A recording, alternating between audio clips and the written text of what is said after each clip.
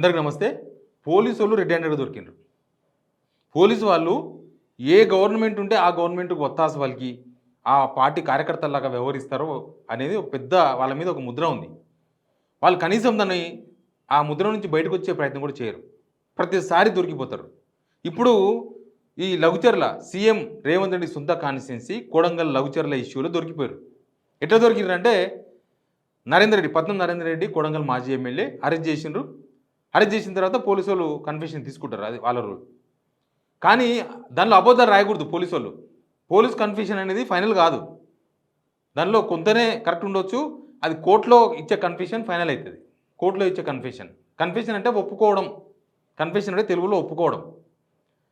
ఏమైందంటే పోలీసు వాళ్ళు మామూలుగా సామాన్య జనాలు ఏదో ఒక మామూలు పర్సన్ ఏదో కేసులో పట్టుకపోయారనుకో, చిత్రహింసలు పెట్టి ఒప్పిస్తారు. అది ఫైనల్ కాదు. కోర్టుకు పోయి పోలీసు వాళ్ళు చిత్రహింసలు పెట్టారని చెప్పవచ్చు. మనం చిత్రహింసలు పెట్టి అవసరమైతే తదిడి ప్రయోగించి అవసరమైతే కుంగమని వేసి బెదిరించి మనల్ని ఒప్పించవచ్చు పోలీసు వాళ్ళు. వాళ్ళు కన్ఫెషన్ రాసుకుంటారు, మా ముందు ఒప్పుకున్నాడు, మా కన్ఫెషన్లో ఒప్పుకున్నాడు, కొట్టి ఒప్పించొద్దు పోలీసు వాళ్ళు. ఈ పతందారి రెడ్డి విషయంలో ఏమైందంటే అసలు ఆయన చెప్పకుండానే ఆయన ఏంది, ఆయన మీద మోపిన అభియోగాలు ఏంది, లేకపోతే వీళ్ళు కన్ఫెషన్లో ఆయన చెప్పినట్టుగా రాసింది ఏంది, రెండు విషయాలు రాశారు. ఒకటి కేటీఆర్ ప్రోద్బలంతోనే లఘుచర్యలో గొడవైంది. ఇదంతా ముందస్తు ప్లాన్. ఒకటి కేటీఆర్ ఇదంతా చేయించిండు అని ఒప్పుకున్నాడు మా ముందు అనేది పోలీసు వాళ్ళు ఇచ్చిన ఎఫ్ఐఆర్ రిపోర్ట్. ఎఫ్ఐఆర్లో మనకు ఆ కన్ఫెషన్ కనిపిస్తుంది. ఈరోజు ఏం జరిగిందంటే జైల్లో ఉన్న పట్నం నరేందర్ రెడ్డి అఫిడవిట్ ఇచ్చిండు కోర్టుకు ఏమో అఫిడవిట్ ఇచ్చిండంటే ఇంకో ఇదే రాత beware of the state Borampet PS and Patnam Narender Reddy ఏంటంటే బొమ్రాజ్పేట్ అక్కడ వికారాబాద్ బొమ్రాజ్పేట్ పోలీసు వాళ్ళు బిట్వీన్ ఇద్దరికి మధ్య కోర్టులో అఫిడవిట్ ఇచ్చిండు ఆయన.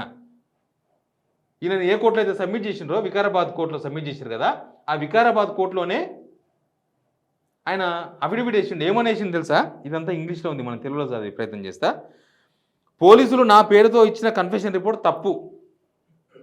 కేటీఆర్ గారి గురించి కానీ కేసు గురించి కానీ ఎలాంటి స్టేట్మెంట్ పోలీసులు నా నుండి తీసుకోలేదు, నేను చెప్పలేదు. అర్థమైందా? అసలు స్టేట్మెంటే తీసుకోలేదు. జస్ట్ వీళ్ళ స్టేట్మెంట్ పోలీసు వాళ్ళంతా దీన్ని బట్టి చూస్తే ఏమర్థమవుతుందంటే రేవంత్ రెడ్డి టీం నుంచి ఏం స్టేట్మెంట్ వస్తాయి అనేది చూసుకుంటూ ఉన్నారు. 19 రెడ్డి స్టేట్మెంట్ కాదన్నప్పుడు ఈ స్టేట్మెంట్ ఎవరిచ్చినట్టు?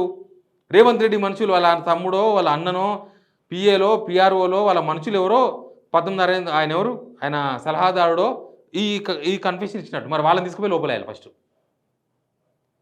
పోలీసు వాళ్ళు ఎవరు కన్ఫెషన్ విని ఎవరు కన్ఫెషన్లో రాసినారు? కోర్టు ఇట్లాంటి వాళ్ళ మీద చాలా గట్టిగా చర్యలు తీసుకోవాలి. పోలీస్ కన్ఫెషన్లో తప్పు ఉంటే ఇంకా పోలీసు వాళ్ళు ఎందుకు? కేటీఆర్ గారి గురించి కానీ కేసు గురించి కానీ ఎలాంటి స్టేట్మెంట్ పోలీసులు అడగలేదు, నేను చెప్పలేదని చెప్తున్నాడు పట్నం నరేందర్ రెడ్డి. కోర్టుకు వచ్చాక నా అడ్వకేట్ అడిగితే రిమాండ్ రిపోర్ట్ ఇచ్చారు. రిమాండ్ రిపోర్ట్ ఎప్పుడు ఇచ్చారు? కోర్టుకు వచ్చాక కోర్టు నుంచి తీసుకున్నారు. అప్పటికి అందులో ఏముందో నాకు తెలియదు. అర్థమైందా?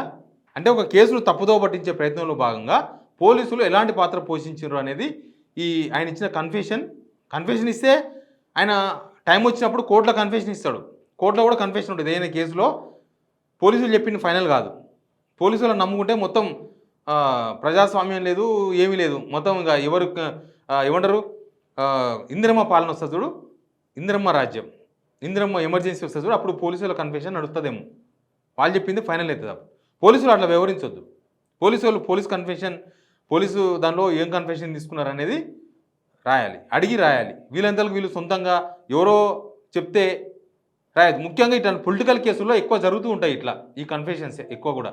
మొన్న కేటీఆర్ వాళ్ళ బామార్ది ఇంట్లో ఫంక్షన్ జరిగితే ఆ విజయ్ మద్దూరి అనే వ్యక్తి కూడా కన్ఫెషన్ ఇచ్చినట్లుగా ఏమని, రాజ్ పాకాల్ అంటే కేటీఆర్ వాళ్ళ బామార్ది నాకు డ్రగ్స్ ఇచ్చిండు అని ఆయన చెప్పినట్టుగా విజయ్ మద్దూరి ఇచ్చినట్లుగా పోలీస్ కన్ఫెషన్ రాస్తే ఆయన మరుసటి రోజు ఆయన కూడా అసలు నేను చెప్పలేదు, నాకు సంబంధం లేదు, అసలు విజయ్ నాకు ఇయ్యలేదు, అసలు ఈ విషయం గురించి ఎక్కడ మాట్లాడలేదు, నేను ఎక్కడో నెదర్లాండ్లో ఒక 2 days back 3 days back drugs తీసుకున్నా, ఇక్కడ ఇండియాకి సంబంధం లేదని చెప్పి ఆయన కూడా అఫిడవిట్ ఇచ్చింది.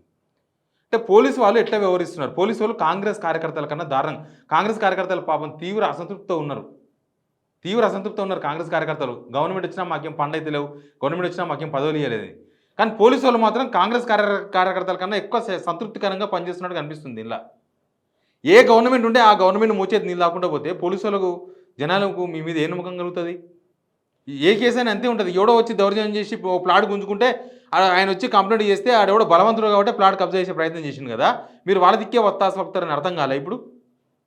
అంటే నోరు లేనివానికి, ఊరు లేనివానికి, పేరు లేనివానికి, పైసలు లేనివానికి, మజీ లేనివానికి పోలీసు వాళ్ళు పనిచేయరా? కేవలం పైసలు ఉన్నవానికి, పలుకుబడి ఉన్నవానికి మాత్రమే పనిచేస్తారా? ఈ కేసు చూసిన తర్వాత అట్లే అనిపించింది. పద్మనాభ నరేంద్ర రెడ్డి ఇచ్చిన అఫిడవిట్తోన అసలు ఇలా ముఖం ఏడబెట్టుకుంటారు పోలీసు వాళ్ళు. ఏడబెట్టుకుంటారు ముఖం. మీ మీద గౌరవం. అరే ఫ్రెండ్లీ పోలీసింగు, తెలంగాణ పోలీసు వాళ్ళు మంచోళ్ళు, మంచిగుండే. తెలంగాణ పోలీసింగ్ అంటే ఫ్రెండ్లీ పోలీసు ఎవరికి ఫ్రెండ్లీ అర్థమైతలేదు. ఓన్లీ రేవంత్ రెడ్డి బ్యాచ్కి మాత్రం ఫ్రెండ్లీయా? కాంగ్రెస్ వాళ్ళు అందరూ కూడా కాదు, ఓన్లీ రేవంత్ రెడ్డి అండ్ బ్యాచ్కి మాత్రం ఫ్రెండ్లీగా ఉండాలనుకుంటున్నారా? అట్లా అనుకుంటే ప్రజలు తీవ్రంగా వ్యతిరేకిస్తారు మిమ్మల్ని కూడా. మరి ఎందుకు ఇట్లాంటి కన్ఫ్యూషన్స్ రాస్తారు? ఎవరిని సంతృప్తి పరచడానికి ఇట్లాంటి కన్ఫ్యూషన్స్ రాస్తారు? అసలు కోర్టు చర్యలు తీసుకోవాలి. ఇట్లాంటి కన్ఫ్యూషన్స్ రాసిన వాళ్ళ మీద చర్యలు తీసుకోవాలి. కేవలం ఇంకొక కన్ఫ్యూషన్ తీసుకోవడం కాదు, అసలు చర్యలు తీసుకోవాలి. అసలు ఆయన వేసిన అఫిడవిట్ మీద కోర్టు చర్యలు తీసుకుంటే ఇంకొకసారి తప్పుడు కన్ఫ్యూషన్స్ రాయకుండా ఉంటారు. దీనివల్ల వ్యవస్థ మీద నమ్మకం పోతుంది ప్రజలకు. పోలీసు వాళ్ళు మరింత దారుణంగా వివరించొద్దు. ఆయన చెప్పని విషయాన్ని ఎలా చెప్తారు? మీడియా కూడా అంతే. మీడియా కూడా ఒక కేసు జరిగిందనుకో, ఒక అనుమానితుడు ఉంటే అయిపోయింది కానీ మర్డర్ చేసేసిండు, ఆయన మానభంగం చేసి రాస్తారు. కోర్టు జడ్జీలు ఎందుకున్నాయి? ఈ పోలీసు వాళ్ళు మీడియాని ఫైనల్ అయితే ఆయన శిక్ష పడే వరకు, కోర్టు గెలిచే వరకు ఆయన నిందితుడు మాత్రమే. తేల్చే వరకు నిందితుడు, కేసు మూపబడిన వాడు మాత్రమే. తర్వాత అవుతాడు అపరాధో నిరపరాధో, తర్వాత అవుతాడు. కానీ ముందే తేల్చిపడేస్తారు. అక్కడనే ప్రాబ్లం ఉంది. అక్కడనే మన ప్రజాస్వామ్యంలో ఉన్న చిన్న చిన్న లూప్ హోల్స్ పట్టుకొని తిరుగుతూ ఉంటారు. ఎనీవే, ఈ ఇంపార్టెంట్ కేసులో ముఖ్యమంత్రి రేవంత్ రెడ్డి సొంత కాన్షియస్ సంబంధించిన వ్యవహారంలో పట్నం నరేంద్ర ఇచ్చిన అఫిడవిట్ చాలా ఇంపార్టెంట్ అఫిడవిట్. అసలు పోలీసులు దీనికి సమాధానం చెప్పాలి, ప్రజలకు సమాధానం చెప్పాలి. తప్పుడు కంఫెషన్స్ రాసినందుకు, ఆయన ఒప్పుకున్నట్లుగా వీళ్ళు తప్పుడుగా ఎఫ్ఐఆర్లో పెట్టినందుకు పోలీసులు దీని మీద పశ్చాత్తాపడతారో ఇంకేం చెప్తారో కానీ ఇంకొక కేసులు ఇలా జరగకుండా చూడాలంటే కోర్టు ఇన్వాల్వ్మెంట్ ఖచ్చితంగా కావాలి. ముఖం మీద పడేసింది పోలీసులు, ముఖం మీద ఈ నేను ఒప్పుకోలేదు ఎవరిని అడిగి రాసినామని. అంతేగా దీని అర్థం. పోలీసు వాళ్ళకు షాక్ ఇచ్చిండు పద్మనాభ నరేంద్ర రెడ్డి. ఇంకా ముఖ్యమంత్రి ప్రత్యర్థి కాబట్టి ముఖ్యమంత్రి ఏం చెప్తే అది రాసుకుంటూ పోతారా? ఇట్లంటే ఇంకా అవసరం లేదు, ఎవరు అవసరం లేదు. ఎస్ఐలు అవసరం లేదు, సిఐలు అవసరం లేదు, డిఎస్పీ ఎవరు అవసరం లేదు. Revanth Reddy DGP, Revanth Reddy CP, Revanth Reddy CI అన్నీ అంతే. రాసేది ఒక రైటర్ ఉంటే సరిపోతుంది, కింద కానిస్టేబుల్ ఉంటే సరిపోతుంది, పైన ఆఫీసర్స్ ఎవరు అవసరం లేదు. వ్యవస్థనే అవసరం లేదు, పోలీస్ వ్యవస్థ. ఇట్లా ఎవరు చెప్తే వాళ్ళ కంఫెషన్స్ రాసుకుంటూ పోతాయి. Please subscribe signal TV.